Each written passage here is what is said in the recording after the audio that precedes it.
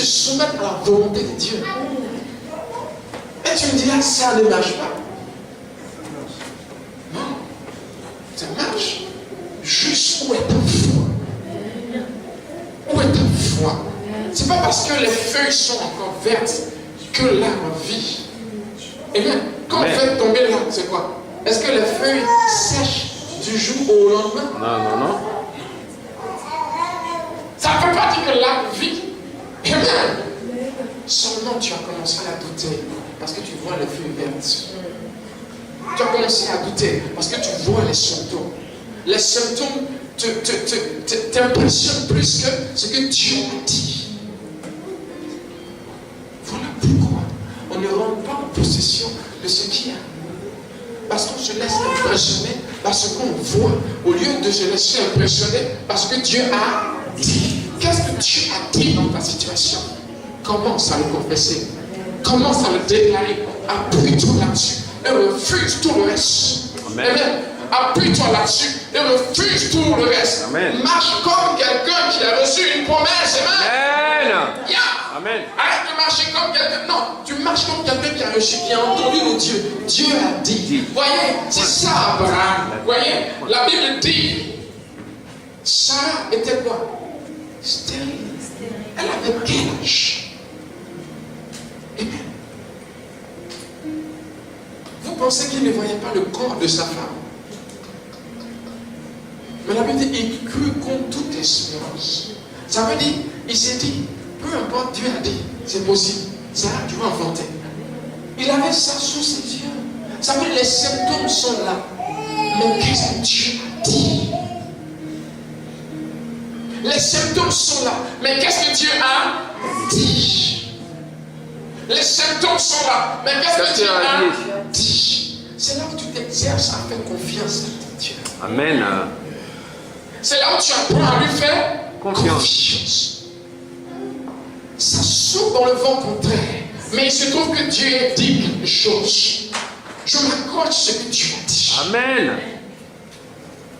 Ton rêve ne dépend pas de quelqu'un. Non. Tu m'entends? Amen. Ton rêve ne dépend pas de qui est avec toi ou qui n'est pas avec toi. Alléluia. Ce n'est ni par la force ni par l'intelligence. Alléluia. Il c'est par mon esprit. Est-ce que tu Alléluia. m'entends? Alléluia. L'accomplissement de ta vie ne dépend pas de qui marche avec toi. Non, ça ne dépend pas d'une telle connexion. Dieu est ton aide. Amen. C'est essentiel. Et si Dieu l'a dit, je ne t'abandonnerai Pas. je ne te délaisserai Pas. alors moi aussi je dirais, l'Éternel est mon aide. Que peut me faire une chose? Que peut me faire un homme? Amen. Dieu est mon aide. Aussi longtemps que tu vivras, aucun homme ne tiendra devant toi. Amen. Vous vous en souvenez? Amen. C'est ce que Dieu a dit à Josué. C'est ce que Dieu te dit cet après-midi. Amen. Aussi longtemps que tu vivras, aucun homme ne tiendra devant Toi. Dieu est en train de te dire, fais preuve de caractère. Hé, courage. Alléluia. Je dis courage. Alléluia. Tu vas Alléluia. renverser la Alléluia. situation. Alléluia. Ce n'est qu'une question de Le temps. temps. Alléluia. Alléluia. Alléluia. Résiste. C'est ce que Dieu attend de toi. Alléluia. Oui, c'est ce que ton Père attend de toi. Alléluia. Arrête de te comporter comme un bébé, Amen. comme un enfant. Amen. Tiens ferme. Fais preuve de caractère. C'est ce qu'il veut construire en toi. Et tant que ce n'est pas construit, les épreuves ne vont pas arrêter. Amen. Tant que ce n'est pas bâti en toi, les épreuves ne s'arrêteront pas. Il faut que malgré ce sorcier, tu gagnes quand même. Amen. Parce que tu m'entends, j'ai dit malgré ce sorcier, tu gagnes quand même. Amen. Il faut qu'il sache que, je me souviens, j'ai eu une de ceux qui ne voulaient pas que je réussisse, qui étaient âgés. Quand elle a appris que j'ai eu le bac, qu'il continue. Ça voulait tout dire. Il nous a vaincus. Gloire à Jésus. Amen. Parce que moi, je n'ai jamais le bac. Forme de folie. Et tu es en terminale, tu ne peux pas lire. Vous me suivez? Amen. Tu mets tes yeux. Mon proviseur me regardait, il dit, mais petit, je vois en toi, tu vois, parce qu'ils ont les yeux, ils ne sont pas simples. Il dit, tu vois, tu as un truc, mais Tu ne reflètes pas ce que tu es. Je lutte, monsieur. Si tu savais. Alléluia. Amen. Je ne vais pas quitter la route. On veut m'enlever sur la route. On veut m'enlever sur la route de la destinée. Si tu savais combien je lutte. Il savait. Parce qu'il était. Il est dans l'autre monde. Avec les formations. Voilà. Donc il voyait ma lutte. Mais je me suis dit, Seigneur, je dois lui montrer qui est Jésus. Amen. Il faut qu'il voit que j'ai quelque chose. Amen. Je peux faire marcher les choses. Amen. Amen. J'ai décroché ce bac. Amen. Je ne dis rien. Alléluia, alléluia, alléluia. Je n'arrive pas à lire. En fait, il ne fallait pas que je manque un cours. Si je manque le cours, c'est fini. Ça veut dire que je ne pourrai plus le rattraper. Lire pour comprendre, non. Il faut que je suive le cours, que j'ai les oreilles dressées. Si je l'ai compris, là, ça ne sort plus. C'est ce que Dieu m'avait donné comme grâce. C'est ce pourquoi je ne sais pas lire mes prédications. C'est la grâce que Dieu m'avait faite. Juste écouter le cours, c'est tout. Le reste, c'est bon. Amen. Vous me comprenez? Amen. Dieu m'a fait gagner. Et mon sorcier était étonné. Comment il a fait? Qu'il continue. J'ai tout compris. Vous me suivez? Amen. Dieu est avec toi. Amen. J'ai dit Dieu est avec. Amen. Ce n'est pas pour échouer. Dieu est avec toi. Amen. L'échec une fois, l'échec deux fois, l'échec trois fois, ce n'est pas ta personnalité. Amen. Ça veut dire Dieu cherche à construire une personnalité forte. Amen. Dieu cherche à construire un caractère de conquérant.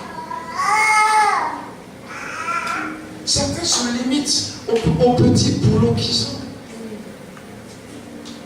Juste avoir un petit BTS, avoir un petit salaire. Si j'ai trop fait, je paie un petit pavillon pour ma femme et mes deux enfants.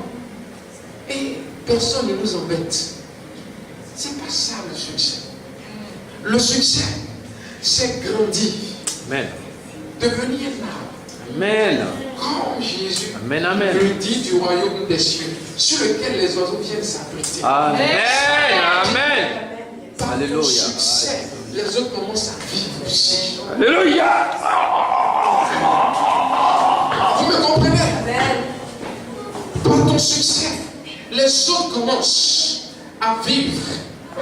Est-ce que tu me suis? Parce que tu as réussi. Ils vont commencer à manger 3 fois par jour à cause de ton succès. Est-ce que tu m'entends? C'est ce que Dieu a fait, Joseph. La Bible dit, c'est à cause de vous que Dieu m'a envoyé en Égypte. C'est à cause de vous que j'ai connu cette difficulté. C'est peu parce qu'il fallait que je devienne quelqu'un. Oui. Tant qu'il n'était pas quelqu'un, rien ne pouvait s'accomplir. Tant qu'il n'était pas quelqu'un, la prospérité ne pouvait pas commencer. Il est d'abord devenu quelqu'un. Il est passé par le feu. Il est passé par les mensonges. Il est passé. Tu m'entends? Amen. Donc accepte qu'on mente sur toi. Accepte qu'on te calomnie. Accepte qu'on te critique. Arrête de défendre. Est-ce que tu m'entends? Amen. C'est pour un but que tu es dans ce trou, dans ce feu. Écoutez, il était esclave. Cependant, Dieu, il était prospère. Comment est-ce qu'un esclave peut être prospère? C'est dans tes chaînes. Tu m'entends? Amen. C'est en toi d'être grand. Amen. C'est en toi d'être puissant. La grandeur est en toi. Tu me suis? Amen. Oui. J'ai dit la grandeur est en Toi. toi.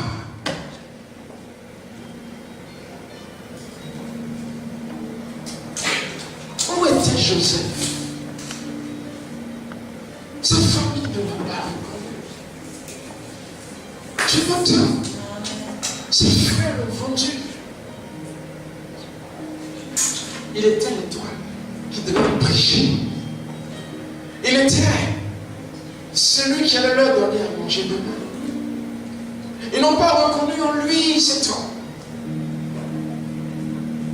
Parce qu'il était enfant. Il n'avait pas d'expérience. Le voici en Égypte. Vous voyez, ce qui était étrange, c'est que tout ce qui touchait prospérait. Amen. Dis c'est en moi. C'est à moi. Dis c'est en moi. C'est à moi. Cependant, Dieu ne l'a pas fait chef de l'entreprise. Dieu l'a fait esclave. Pourquoi? Il avait certainement encore la haine comme ses frères. Vous me comprenez? Amen. Le but de cette captivité, c'était pour faire de lui un homme. Il ne pouvait pas devenir un homme tant qu'il était chouchouté par son père. Tu m'entends? Amen. Il ne pouvait pas devenir grand tant qu'il était chouchouté par son père. Il fallait qu'il sorte de la protection de son père et qu'il aille souffrir. Amen. Alors il a été en Égypte. Chez Potiphar, il s'est dit, oh, ça va mieux. Non. Jusqu'à ce qu'une situation d'adultère se présente à lui. Il agit comme un homme. Il n'a pas trahi son maître. Amen. Il aurait pu. Vous m'entendez? Amen. Il n'a pas trahi son maître. C'était un homme de valeur. Un homme de parole. Amen. Un homme d'honneur. Amen. Vous me suivez? Amen. Quelque chose était en lui. Je ne peux pas faire ça. Amen. Ça n'a rien à voir avec péché ou pas péché. Cet homme-là est important pour moi. Alléluia. Lui faire ça. Il a commencé à penser comme un homme. Vous me suivez? Amen. Il a été accusé. Il a accepté de payer le prix. Il a été en prison. Il a accepté de demeurer dans la faim. Même en prison, il était le premier. Ils l'ont fait chef de prisonnier. Amen. Gloire à Jésus. Quelle gloire. Un jour, c'était l'heure. L'objectif de Dieu était atteint. Dieu a un objectif. Changer ce caractère.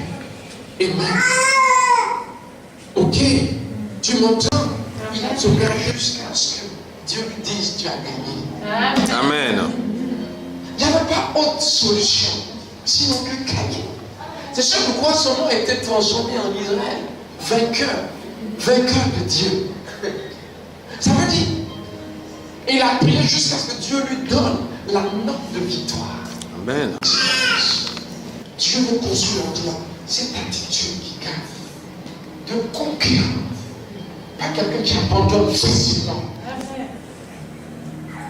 Tu abandonnes trop vite. Apprends à te lever tôt et à prier. Apprends à jeûner. Cherche Dieu. Enfin, à qui est-ce que Dieu a fait?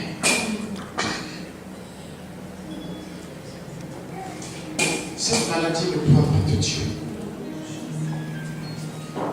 Tu m'entends? Tu me suis? Cette situation ne prend pas de vaincre. Amen. Ça trouve ça. Cette situation ne prend pas de vaincre. Tu sais pourquoi? Tu es dans cette famille parce que tu dois faire de tous les chrétiens. Amen. Tu m'entends? Tu m'entends? Parce que tu dois faire de des chrétiens.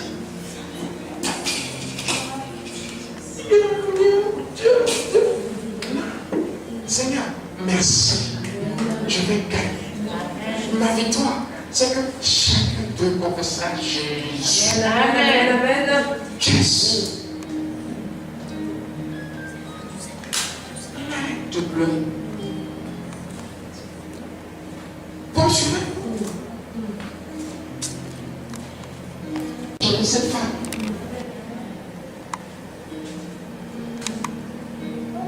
Vous me suivez? Mais au lieu de voir bonne façon, on voit de la mauvaise façon. Vous me suivez? Amen.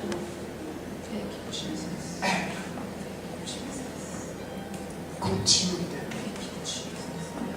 Alléluia. Continue d'aimer. Continue d'aimer. C'est ta mission. Il y a un caractère de Dieu. Amen, amen, amen. Tu as l'impression que tu es dans la confusion, mais tu es toujours à ton poste. Amen. Tête haute. Comment il gère? Comment il gère? L'expérience. Tu me suis? Amen. Je vois la main de Dieu sur moi. Amen. Je vois sa grâce sur moi. Amen. Yes, je vois sa grâce sur vous. Je vois une fille venir. Je te le dis. D'accord. Gloire à Jésus.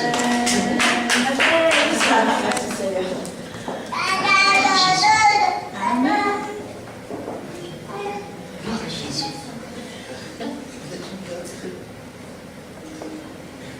Le Seigneur veut construire un caractère.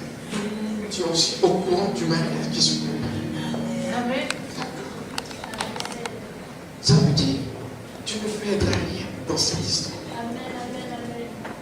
Juste et continue.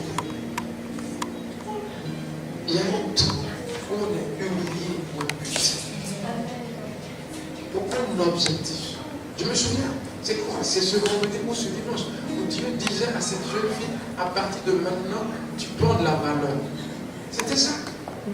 Hein? C'était quand? Si Dieu dit ça à quelqu'un, c'est qu'avant, on te regardait comme rien. Mais quand Dieu dit tu prends de la valeur, ça veut dire peu importe. C'est spirituellement que ça se passe. Amen. Les choses ont changé. Les choses ont changé. Amen. Seulement c'est ta mission. Amen. Gloire à Jésus. Ça va Marie? C'est ta mission. Ok. C'est ta mission. Sauver cette famille. Ton papa, c'est un bon diacre. Amen. C'est un bon diacre. T'inquiète pas. C'est le prophète de sa famille. Ça veut dire, c'est celui qui va rentrer Dieu dans sa famille. Amen. Alléluia. De l'église, c'est un bon diacre.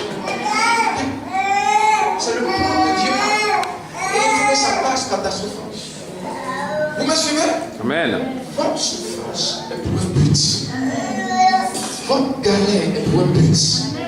Avoir 2-3 personnes dans son église pendant 10 ans, c'est pour un but. Amen. Dieu cesse de chercher à construire. Amen. Je vous ai dit, hein, mon permis de conduire, je l'ai passé 8 fois. C'est pas que je ne savais pas conduire. J'apprenais aux autres comment on conduit.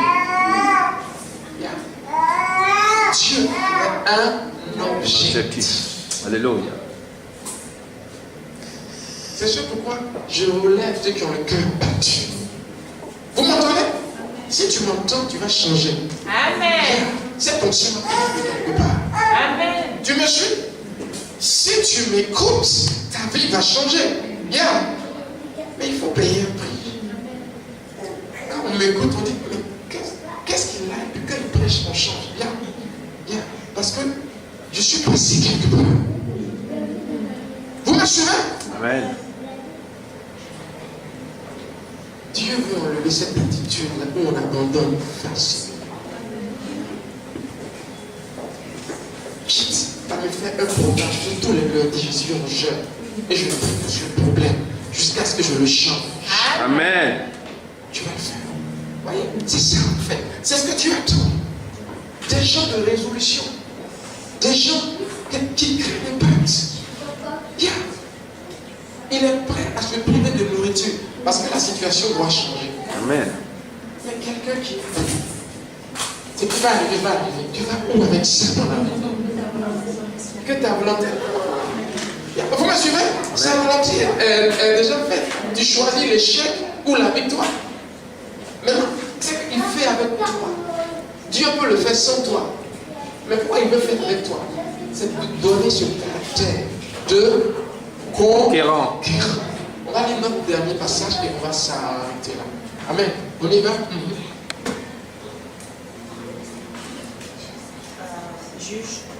Juge 20. C'est bon? À partir du verset 14. Les Benjamites sortirent de leur ville. D'accord. Je vais vous faire juste une histoire rapide et puis elle va continuer. En fait, il s'agit d'une guerre entre Benjamin et tout Israël. D'accord? Parce que Benjamin a commis un crime. Voilà. Un crime, je ne vais pas expliquer lequel, mais c'était tellement ignoble qu'il fallait que tout Israël agisse pour ne pas avoir sur leur tête la punition de Dieu. Donc, tout Israël a décidé de se lever contre son frère Benjamin pour lui faire payer son crime. D'accord? Donc, écoutez bien l'histoire. On y va. Les Benjamites sortirent de leur ville et s'assemblèrent à Gibéa pour combattre les enfants d'Israël. Les dénombrements que l'on fit en ce jour des Benjamites sortis des villes fut de 26 000 hommes. Tirant l'épée, sans compter les habitants de Gibéa, formant 700 hommes d'élite. Parmi tout ce peuple, il y avait 700 hommes d'élite qui ne se servaient pas de la main droite. Tout cela pouvait, en lançant une pierre avec la fronde, viser à un cheveu sans le manquer. Cheveux sans le manquer. On y va. On fit aussi le dénombrement des hommes d'Israël, non compris ceux de Benjamin. Et l'on en trouva 400 000 tirant l'épée. Entre 400 000 et 26 000, hein. On y va. Tous gens de guerre. Et les enfants d'Israël s'élevèrent, montèrent à Bethel et consultèrent Dieu, en disant, qui de nous montera le premier pour combattre les fils de Benjamin? L'Éternel répondit, Judas montera le premier. Dès le matin, les enfants d'Israël se mirent en marche et ils campèrent près de Gibéa. Et les hommes d'Israël s'avancèrent pour combattre ceux de Benjamin. Et ils se rangèrent en bataille contre eux devant Gibéa. Les fils de Benjamin sortirent de Gibéa et ils entendirent sur le sol, ce jour-là, 22 000 hommes d'Israël. Israël a eu la foi de Dieu d'aller en guerre. Quand on lit un peu plus haut, cependant, ils ont été vaincus. Je veux que vous écoutiez bien, ok? Israël a demandé à Dieu, est-ce qu'on va en guerre contre Benjamin? Et Dieu leur a dit, allez-y, je vais vous livrer Benjamin. Israël est sorti. Ils ont échoué. Qu'est-ce que Dieu a dit alors? On y va? Ils entendirent sur le sol ce jour-là 22 000 hommes d'Israël. Le peuple, les hommes d'Israël reprirent courage et se rangèrent. Ils ont repris courage. Vous voyez comment ça marche? Amen. Mais vous, dès que ça, mais Dieu avait dit, le prophète s'est tombé alors.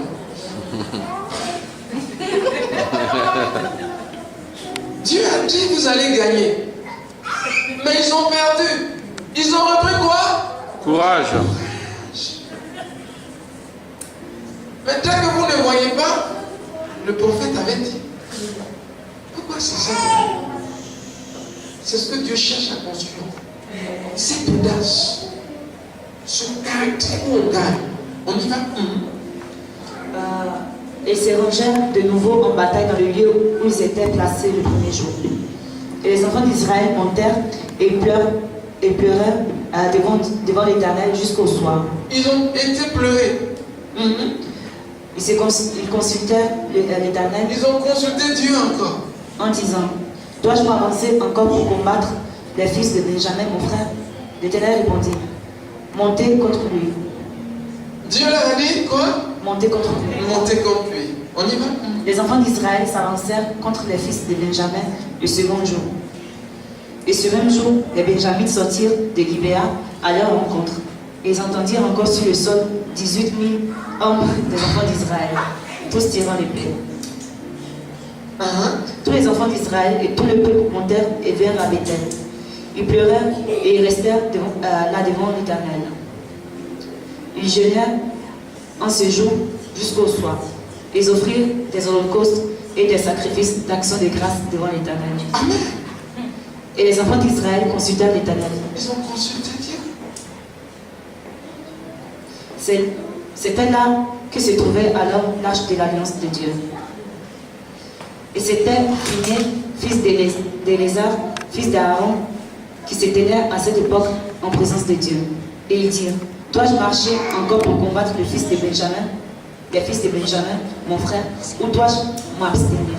L'Éternel répondit, montez, car demain je les livrerai entre vos mains. Amen. Amen.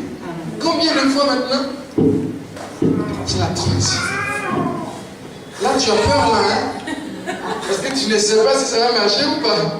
Ça fait 3 fois qu'il dit montez, vous allez gagner. On y va? Alors Israël plaça une embuscade autour de Gibéa. Les enfants d'Israël montèrent contre les fils de Benjamin.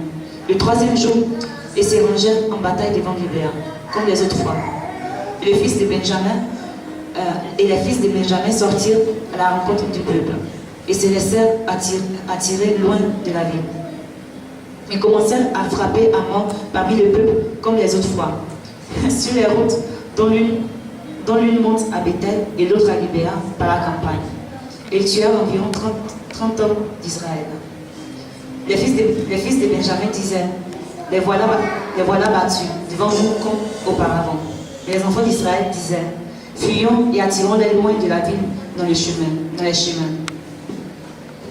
Tous les hommes d'Israël quittèrent leur position et se rangèrent à Baal-Tamar. Et l'embuscade d'Israël s'élança du lieu où elle était, de Maharé-Gibéa. 10 000 hommes choisis sur tout Israël arrivèrent devant Gibéa. Le combat fut rude et les Benjamites ne se doutaient pas du désastre qu'ils allaient éprouver. L'Éternel bâtit Benjamin devant Israël. Oui, il a dit, l'Éternel bâtit Benjamin. Là, qui a pris courage? Ça veut dire, la gloire est toujours à Dieu. Mais tu vois, il ne peut pas faire sans cette attitude de conquérant, de battre. Tu m'entends? Amen. Merci. Est-ce que vous avez compris? Amen. Dieu leur a dit, allez, ils ont perdu. Ils n'ont pas eu les signes de la victoire. Vous voyez l'audace. C'est un caractère. C'est un Caractère. je vais gagner peu importe. Amen. Mais au moins, regardez ce qui est arrivé sur la route. Mais ils n'ont pas lâché. C'est ce qu'on appelle le caractère de Conquérant. conquérant. Vainqueur. Conquérant. Ceux qui gagnent. On gagne ou on gagne. ne perd pas nos batailles.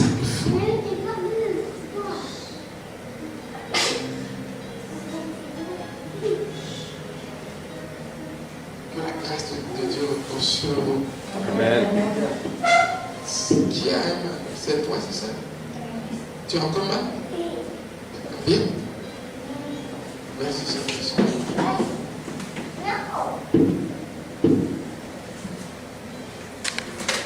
Merci, Jésus. C'est comme ça que tu marches? Oui, parce que je fais ci. On marche un peu, on va